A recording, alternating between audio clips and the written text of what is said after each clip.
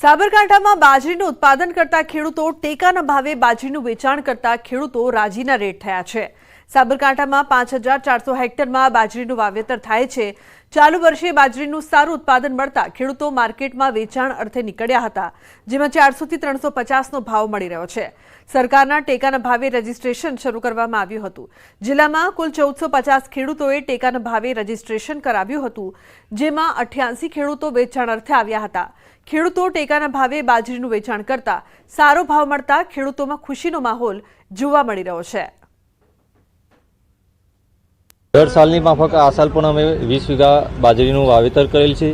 સારા ઉત્પાદન પણ મળ્યા છે અને રાજ્ય સરકાર દ્વારા ટેકાનો ભાવ જે જાહેર કરવામાં આવ્યો છે 20 કિલો પ્રમાણે 560 રૂપિયા પ્રમાણે, એ પ્રમાણે અમને માર્કેટ કરતાં અમને 70 થી 80 રૂપિયા પ્લસ મળે છે।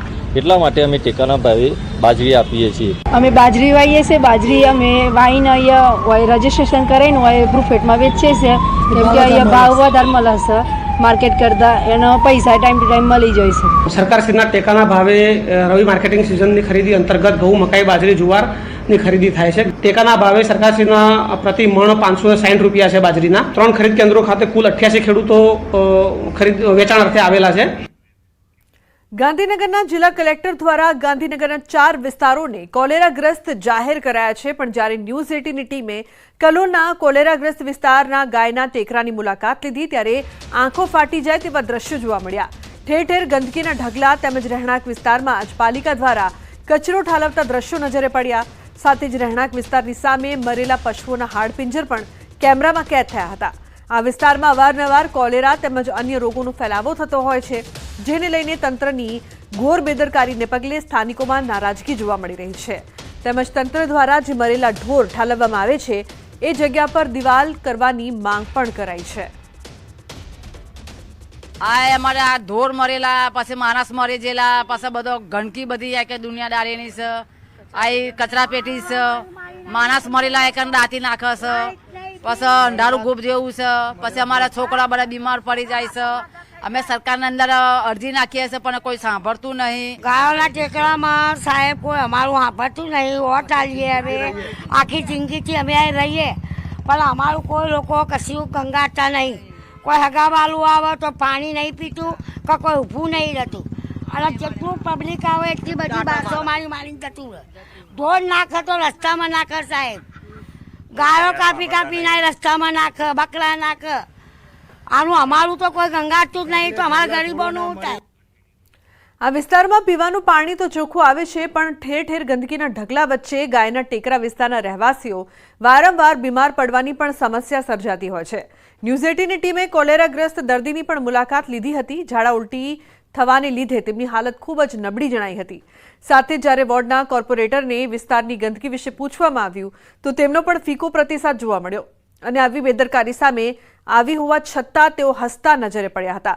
સવાલ એ ઊભો થાય છે કે જ્યારે પોતાના વિસ્તારના જ સ્થાનિકો ગંદકીના લીધે હેરાન થતા હોય ત્યારે કોર્પોરેટરને હસવું કેમ આવે? તેઓ આ સમસ્યાનો નિકાલ લાવવાને બદલે ફીકો પ્રતિસાદ કેમ આપી રહ્યા છે? એમના એક દિવસ ઝાડા વોમિટ થઈ ગઈ બસ એ જ। પછી તો કલોલ લઈ ગયા સિવિલમાં, પછી ગાંધીનગર મોકલ્યા। ગાંધીનગરમાં ડૉક્ટર સાહેબ કે હવે કોઈ જરૂર નહીં, સારવાર થઈ ગઈ, લઈ જાઓ કે। રિપોર્ટમાં પ્રોજેક્ટ કે છે સાહેબ, દિવાલ બનાવવાનું મંજૂર થઈ ગઈ છે। કેટલા સમયમાં, આગામી કેટલા સમયમાં તૈયાર થઈ જશે? ટૂંક સમયમાં થઈ જશે। સુરતના ઉમરા ગામના ગ્રામજનોએ કર્યો હલ્લાબોલ। ગ્રામ પંચાયતે ફાળવેલી જમીન પર ટ્રસ્ટીઓએ ફૂડ કોર્ટ બનાવતા નોંધાવ્યો વિરોધ। 300 થી 400 જેટલા લોકોએ ટ્રસ્ટીઓ વિરુદ્ધ સૂત્રોચ્ચાર કર્યા। વર્ષ 1976માં ગ્રામજનોએ ફાળવી હતી જમીન।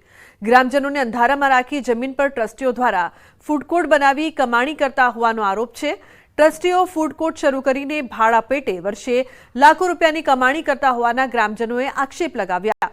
ગ્રામજનોની જાણ બહાર દુકાનદારોને 10 વર્ષના કરાર પર જગ્યા ભાડે આપી દેવાઈ હતી।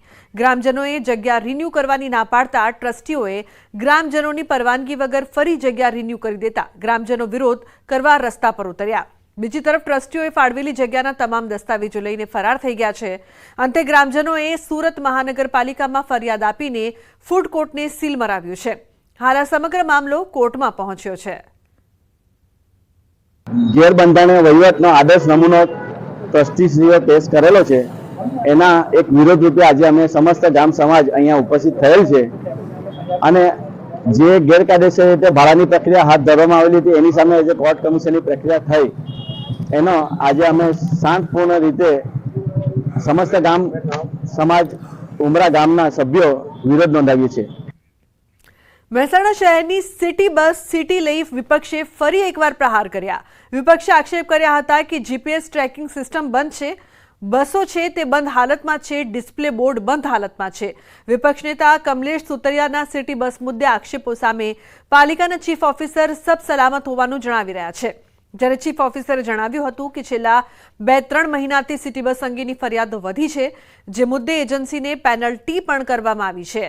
આ ઉપરાંત ઇજારદારને બોલાવીને ટકોર પણ કરવામાં આવી છે। વિપક્ષના નેતાએ 7 શરતોનો ભંગ ટાંકી તપાસ કરી પગલાં લેવાની માંગ કરી છે।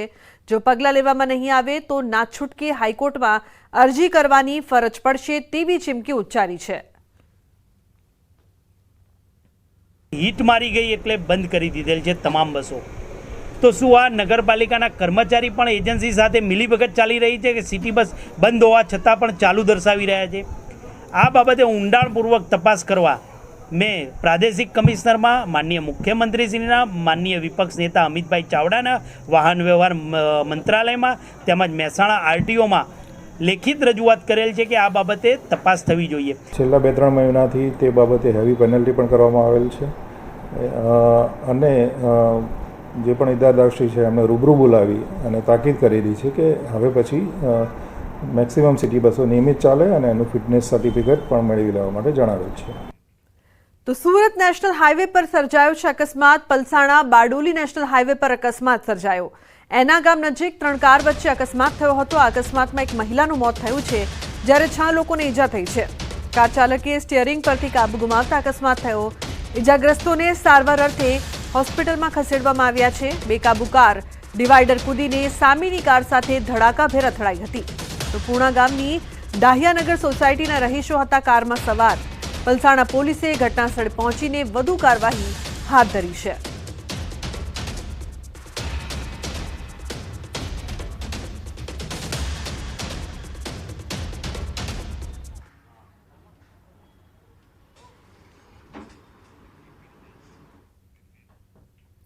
તો સુરતના વરાછાની સેન્ટ્રલ બજારમાં ચોરી, મોબાઈલની દુકાનમાં ચોરીની ઘટના બની છે। ફોનની એસેસરીઝ ચોરી કરતા શખ્સો સીસીટીવીમાં કેદ થયા।